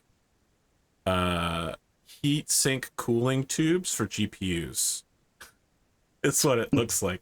It's So just... they got Chat GPT up here, huh? Okay. Oh Jesus, please, God, no. Why would see now that you've said that we're gonna get fucking keyworded and analytic for that? Why would you do that to me? Hey, it may boost the views. No, I don't want that. I don't. There are some real questionable issues about its usage. Anyway, that's a story for another discussion. Paul Khan, Ace. it takes you a while. I don't want to narrate if you don't want this to happen, but if you want to accept that everything that's happening around you is really real, there are many indications that this scenario is entirely too complex for your mind to have thought of. This seems real. While he's getting cleaned up, he has a mini panic attack in the shower. That's reasonable given what you've gone through. Yeah. And as soon as he comes out of that, like the second he comes out, he's going for his sash. If it came with him or with her, You probably grab the remnants of your busted up clothing at some point. Inside are the 2 USB data drives. All right. Yeah. He makes sure those are on him wherever he's going. Okay. He stomps off to, gets dressed and everything. And then immediately is like trying to get the suit back on because he wants to go back. Okay. Mm-hmm. Like anybody can get on comms. It's like McDougal, whatever their name, the Anka's friends. I don't have time for this right now. So here's the thing, Paul. Mm-hmm. Depending on how you want to view all of this, under any law, you are technically the owner of this salvage. You were here first, and you were technically alive and not in medical distress at the time of their arrival. That that's said, one of the things he wanted to if they bring had just McDougal on waited a comms few for. hours, you would have expired. So, Yeah. Well, that's why he wanted to bring McDougal on comms. okay, then yeah. So I mean, it's just crossing your mind that these people are chopping up your payday. Yeah, I mean, it's a price of this business, honestly. At this point, is in his mind. But I he's just want wanting to to set remind you terms. that you spent a lot of resources to chase down the fool's gold. You crashed into it. You have half a mech left. Half a mech. Yeah, I gotta pull If that someone out of goes there. and gets it.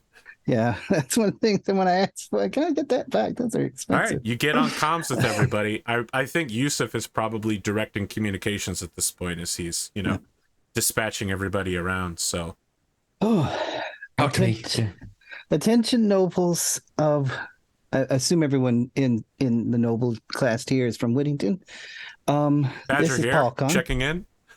Badger, I remember you, but I could not pick you out in a crowd. But good to hear you. Good to hear that there's a voice. I don't know it directly, so I wouldn't imagine you if this was an actual dying dream. Okay, on to real business. I was here first, but I love that. That's your opening line. you have the majority of equipment that I could never obtain in the same amount of time you got here with it. You'd be dead if we didn't save your life. That gets you +2 on this negotiations if this was a video game. Lachlan's like, I think Lachlan just like mutes it for a second. It's just like looks at somebody who's like, was this guy always like this? So, having said that, I appreciate everything you've done, and I'm still completely confused of why you're here because there's no reason for anyone else to be here because I was working off of thousands and thousands of old data stores from hundreds of years ago, and you just showed up here out of the blue. But you get first pick of any large objects, which I'm assuming since everyone's scrambling around, you found something more worthwhile than I found. Cultural data about the station does need to be scrubbed, not deleted, scrubbed. There are items in this facility that are anathema to current established Comstar protocols. If you find the name of the station strange, stop. Don't think about it. I will explain in person. Any cultural data needs to go to Whittington, which is obvious since you're here. However, again, I need to make sure it's not going to get Whittington erased. So please don't read or enjoy anything that you have found until the cons have scrubbed it. It's kind of what we do. We've been misappropriating SDLF tech for every generation since the SDLF stopped being a thing. And we'd like to continue our good relations with Whittington and its nobility, since technically we are one of them. Otherwise, please be careful. There are automated systems in the facility. If it comes back online or gets some sort of charge, there was automated devices that controlled the doors. There were several AI type functions for food. There was an extensive wine collection, if I remember right. I need to look into that. Anyway, yes. Again, thank you. Whatever gods you praise, be blessed for you getting here when you did. I attempted to take over the station officially, and I did for a few minutes, but unfortunately the reactor reset didn't work because I was too slow. Other than that, whoever can help me get back onto the station so I can continue plundering this little piggy bank, please let me know how I could do that and help you and us get the hell out of here. Well, sounds agreeable to me. If you want to scrub the data to keep Comstar off of us, this all sounds reasonable. We've made it a habit to have to dance with them.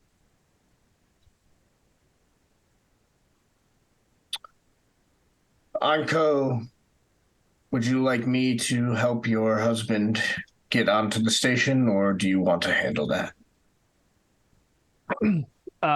So that's one thing I was gonna clarify. I don't know if my audio has gotten weird because my mic's died. You're fine. Nice so fun.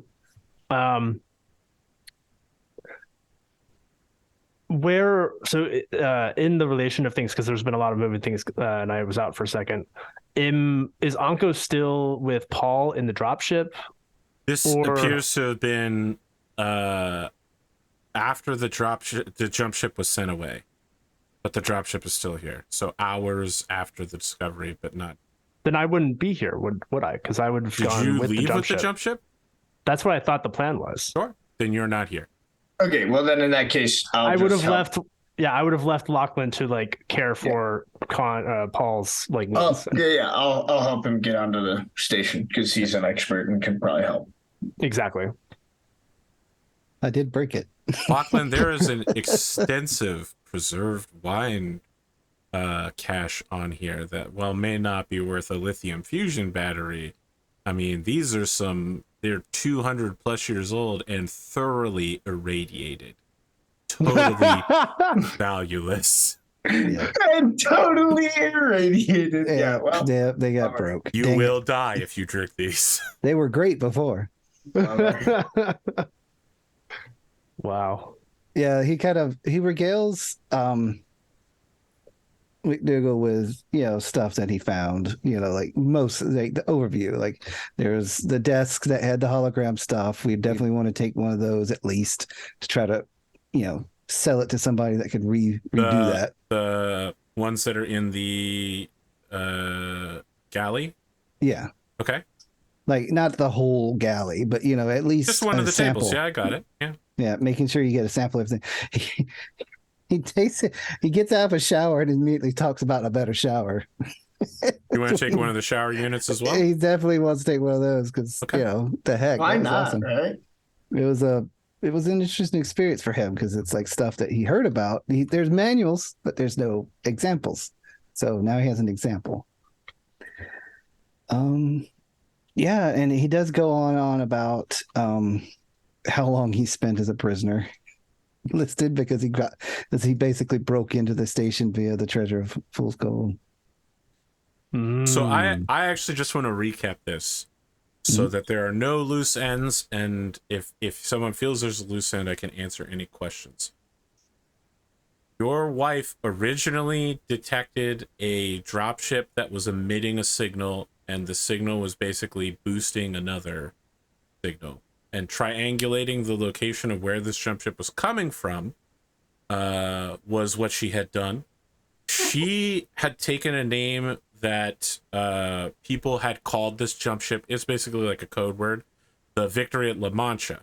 Now, later, Eddie found out, as Anko Khan, that there was a jump ship in the periphery called the Tesoros dos Tolos, the Treasure of Fools, that Eddie was not super interested in tracking, was busy doing many other things, but had heard rumors about. Paul Khan has just told you that he was in fact tracking it, And there is a jump ship here called the SLS Fool's Gold. Gotcha. And is it beyond repair, or is it? Would you like to take a look at it? I think before we had jumped, that would have been something that Anko would have sent a team to investigate, or done herself in some way.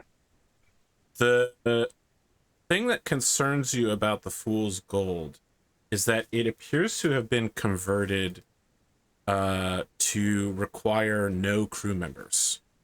There are no control stations beyond diagnostics in what would be the engineering area. It also has a lot of sealed areas and doesn't seem fit for human habitation. You believe it may have been converted at some point to be run by computer program, like a fly-by-wire. Yeah. It has a mentioned lithium to them too that the computer at one point said it could not interface with the computer had told Paul that it could not interfere with the operations of the dropship. Only it would show up. Or something I see. Like that. So it's something that's tied to the station in some way? It does appear to be tied to the station. That see. said, you do know that it used to show up someplace, broadcast its message, and then when someone got close to it, it would jump away. It is currently inert and not moving, tethered to the station. It has a lithium fusion battery inside it that is uncharged. I see. I mean, it would be amazing to convert it, but I feel like that would be a much larger operation that we would have to have like the station online to retrofit.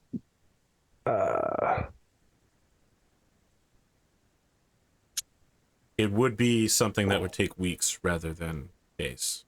Right. I think what's the feasibility of us being able to successfully do this? Make a roll. Okay. I believe I had you take something like knowledge fleet operations? Knowledge fleet operations and knowledge jump ship operations. Oh, knowledge jump ship operations for sure. Absolutely. Okay. I'm gonna boot up. I love you, Eric, but I don't want you to feel responsible for rolling shitty for me. You're grand. Take the reins, buddy. So while I wait for that, I think the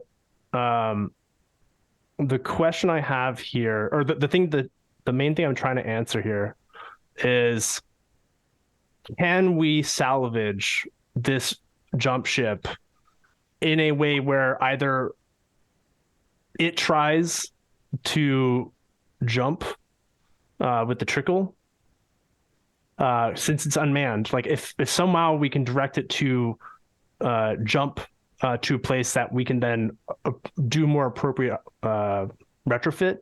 I'm just going to tell you up front, the Fool's Gold does not have a solar sail on board. Oh, I see. But there's a lot of solar sails in the station, right? There are a lot of solar sails in the station. This is probably the only jump ship you've ever seen that doesn't have its own solar sail. It's extremely unusual. Interesting. And is there, like with Soundwave or Polcon's like time here, and a conversation maybe that we have before we depart to kind of like figure out last logistics,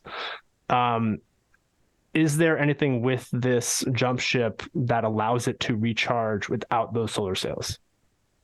No. Interesting. Okay. It is, however, connected to this station.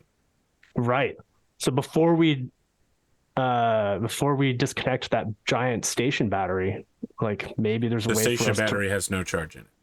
Oh, that's okay. what it used to use the station to charge itself back up to Got set it. its little bloop bloop bloop, and then come back home and recharge, and then Got it. Okay. pre-programmed loop. Interesting. Okay. So yeah, figuring out a way to retrofit it. Yep. Jump ship operations. Jump Make ship me that roll. operations is a +6. Good. It's a 7 on the dice. Yeah. What do I need? If you give it a plot point to get it up to a 14. That'll get me a pass. 12 will get you a pass, but it will take a long time. Okay. It 14 will will get me a month.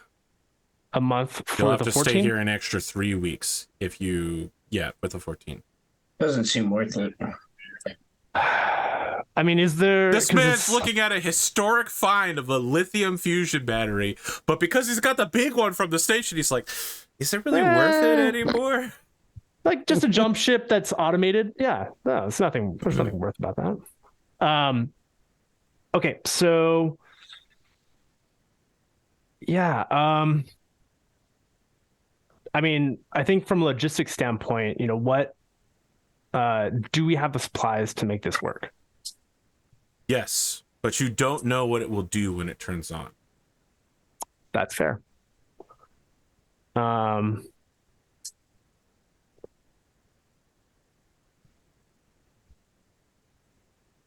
Yeah, I think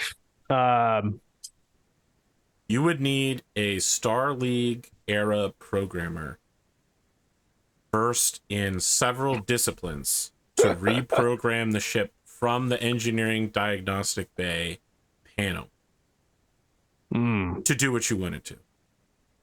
Got it. Otherwise, Okay. the ship is going to follow what you don't know where it gets its orders from, or if it has like a virtual intelligence on board, or just like Right. a checklist of things. Like, you have no knowledge of that. The ship would need to be turned on to know. Got it. Okay. There's no way to grab data, like isolate a power source to a data panel or a data source or a data.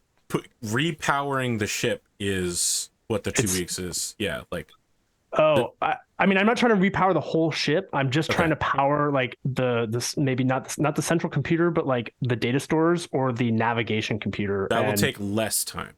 that would give However, us the information of like what it the is. ship did suffer an impact of being hit by a fast-moving large object. So, Yeah, so I think like if it can be done within the week with like a small crew, or Paul themselves can figure that out with the nav computer and find out like what will this thing do if we turn it on.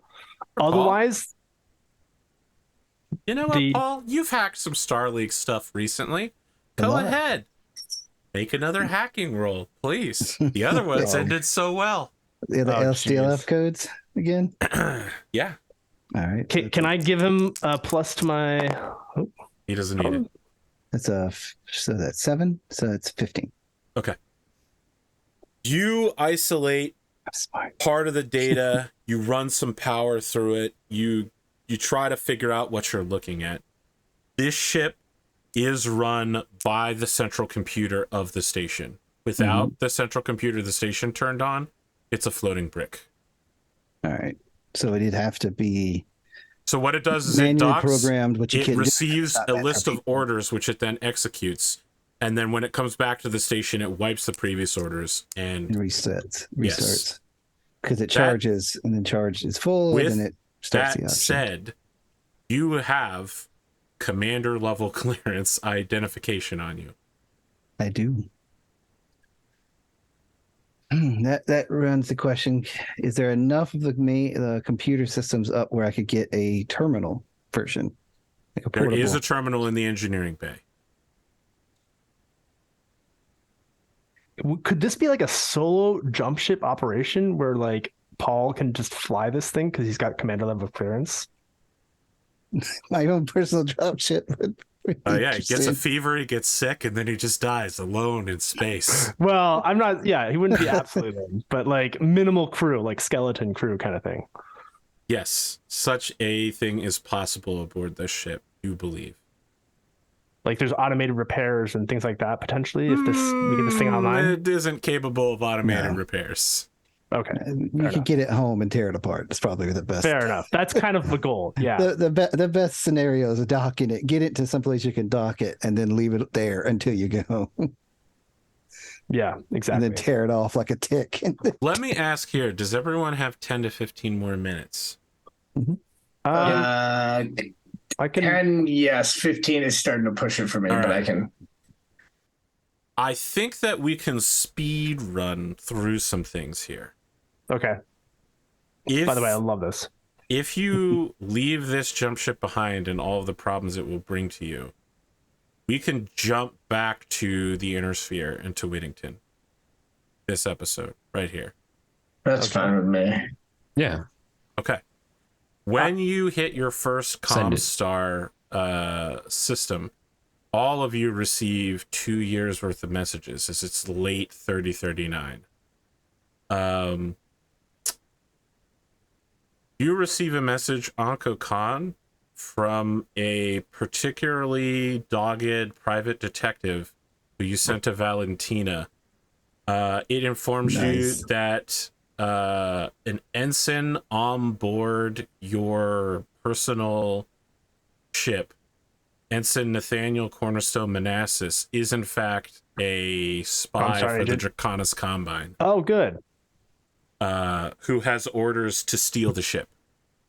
He's immediately executed. Okay. In a ceremonious fashion that the pirates would absolutely enjoy. Yeah. You also, at some point on the journey back, have received information that Yusuf was assaulted by Samuel Barrett. Oh. That Lachlan had asked you to look into Yusuf getting beaten. That came from Samuel Barrett's argument with him over the morality of stealing nuclear weapons and dooming an entire planet full of people. Space Barrett. Do you want to do that?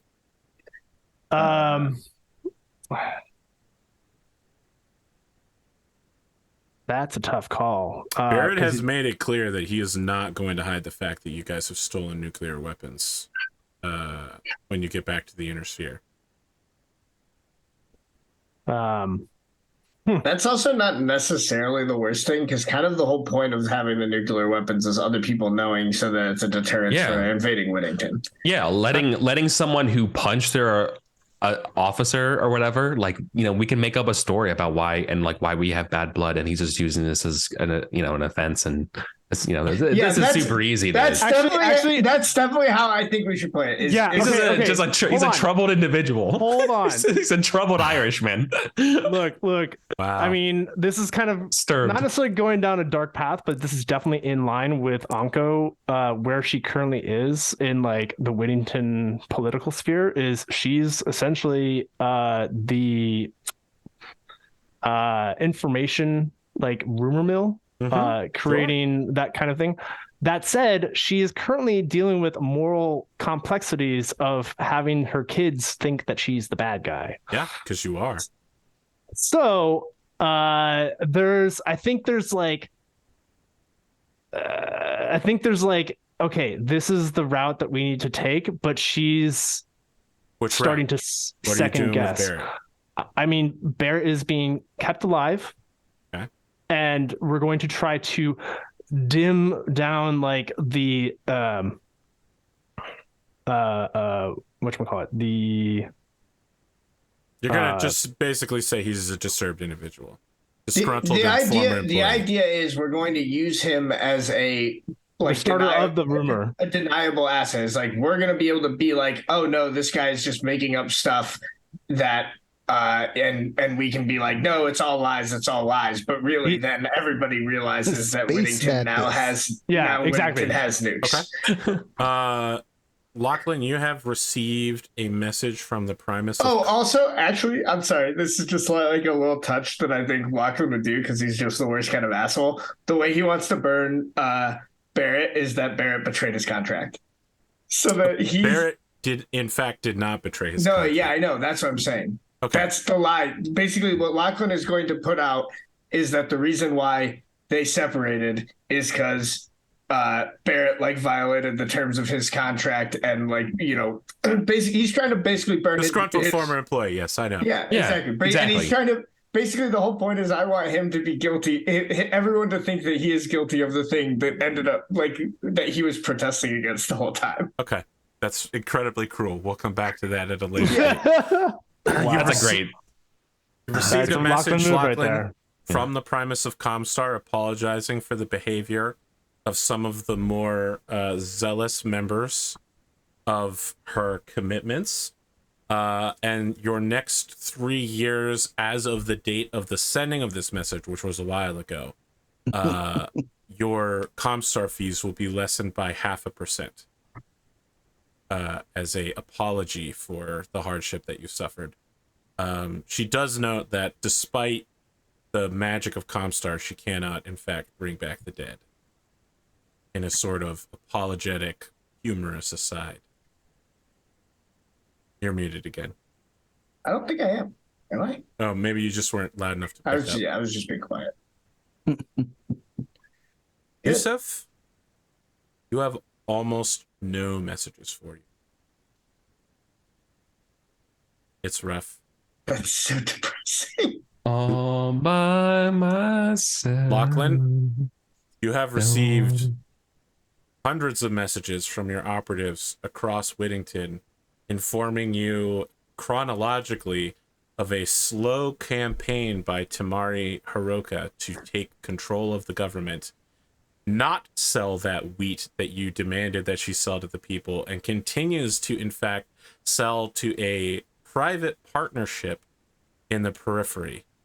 Her influence has spread to the point where she's pretty much the uncontested ruler of the planet at this point.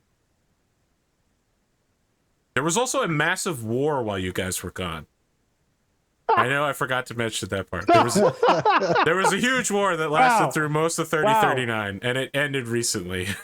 Just the shoe drops Between at certain points. The Federated Suns and its ally, the Lyran Commonwealth, and the Draconis Combine. Again. Okay. Yes. They're calling it the War of 3039. How original. There's a lot of wars between us and the Draconis. So it started in April, and it's winding down now in mid-December when you're coming home. For our last scene today, it takes place back on Whittington.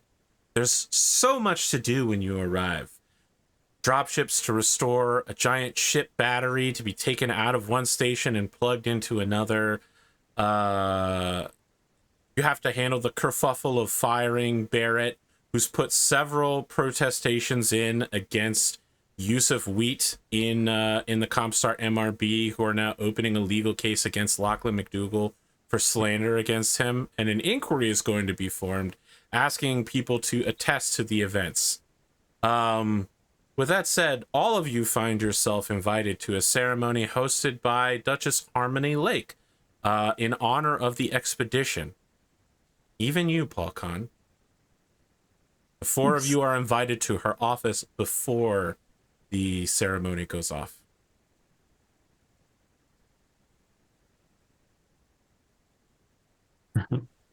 I think Anko comes in refreshed and like dressed into her new or into her regular self, as she was, in admiralty kind of attire and like long expedition attire for a long time. Still very nice, to be fair, but now she's in her like formal nobility attire here on Whittington. Paul comes in with his suit on, but it looks like a size too big because it was a fitted suit before he left. Right, you've gotten so lean. He's kind of like the tailoring along with a freaking small planet. Oh my Yusuf? God. You're shaking your head. Are you here?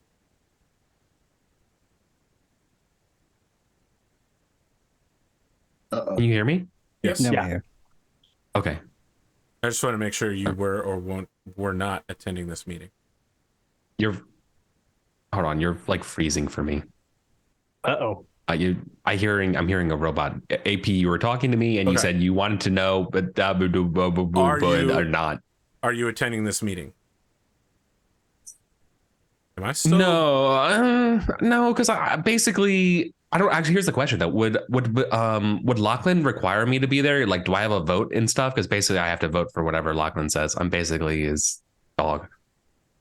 I mean, Lachlan will show up, so he'll probably expect you to, because Yeah, that's what I was thinking. I was like, no, I'm not necessarily need to be there, but then I was like, well, Lachlan wouldn't expect it, so I would actually have to be there. So yeah, I'm there.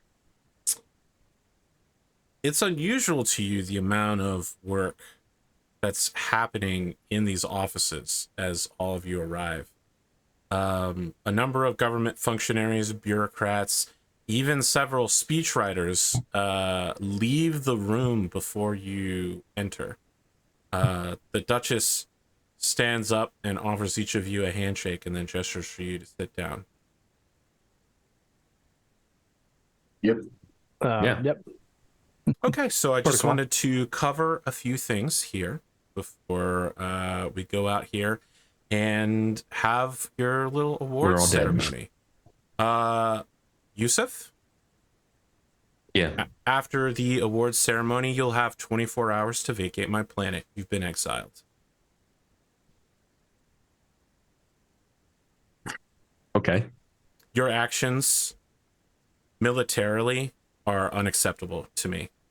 But more importantly, you betrayed my trust on a personal level.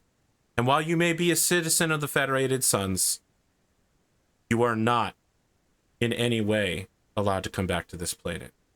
And I will work at the highest levels of government to have your citizenship revoked and send you back to whatever pestilent planet you come from. Uncle Khan, I don't know why you're a member of my government. The House of Khan has no standing. They are not a House of Whittington. You're not House Sapaku. You're fired. And while you have holdings on my planet, you have no place in its government. Count McDougal, you will relinquish the Endosteel sword to me and retire in comfort.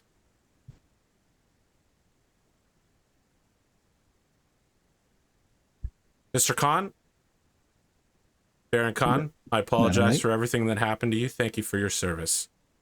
The Federated Suns is better for your actions. We've done all we can as the Khan family to make sure that profits are coming in at all levels. Of course. Everyone put your game faces on. The ceremony's in 5 minutes. I'm going to need you all smiling while we're down there. We can at least act civilized. I realize being civilized is beyond most of you. It's a new age. There will be a new wave of nobility here in Whittington. One with morals and compromise. So, Mr. McDougal, you can sit on your pile of nuclear weapons on your estate. And you may have a vote, but you do not have any place in my court. And that will be made clear to anyone with any shred of power. So enjoy your money and enjoy whatever criminal activities you can get yourself up to. But this is my world now, not your world. It always was your world.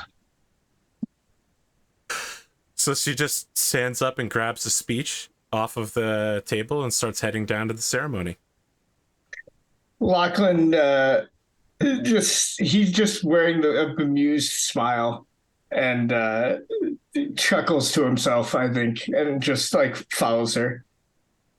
He's very amused that she thinks that this is like matters at all. In the fact that she said that you have no more power like means anything to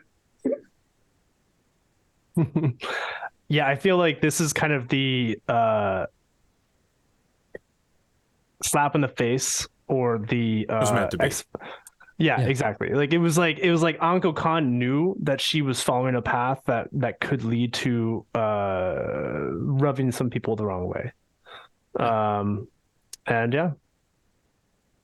So yeah, as they're walking out, Paul will whisper to her that such things can be reversed given the right grease. And pats her arm. Yeah, I think like her hand kind of takes his on her arm and just like pats it as well. I'm glad we found you. All right, nerds, break it up. We don't have an episode next week, I believe. And when we return in 2 or more weeks, we will in fact be in the year 39. Nope, we're already in 3039. We're going to time skip again to your new younger characters. Ooh. We're going to jump to the year 3045. What? Oh wow! The next generation of characters will be joining us next time around. This season is over. Okay. Season 3. This is the last episode of season 3. We'll be amazing. So some of you have some decisions to make as to which character and house you'll be playing as. Oh yeah. Oh man, I'll need to look at all that again. Listen, we have a lot to talk about, but there's literally no time left. Yep. Talk to me on Discord. Figure out which characters you want to play. I could see Yusuf Wheat coming back, but Tamara's got a lot of kids to take over, and she's in a lot of trouble with the Duchess as well. So, friends, I'd say give yourself 20 experience points, except you're about to retire these characters, and some of them are about to become my character. Yeah. So you may not want to give them experience points. Obama giving Obama the medal meme.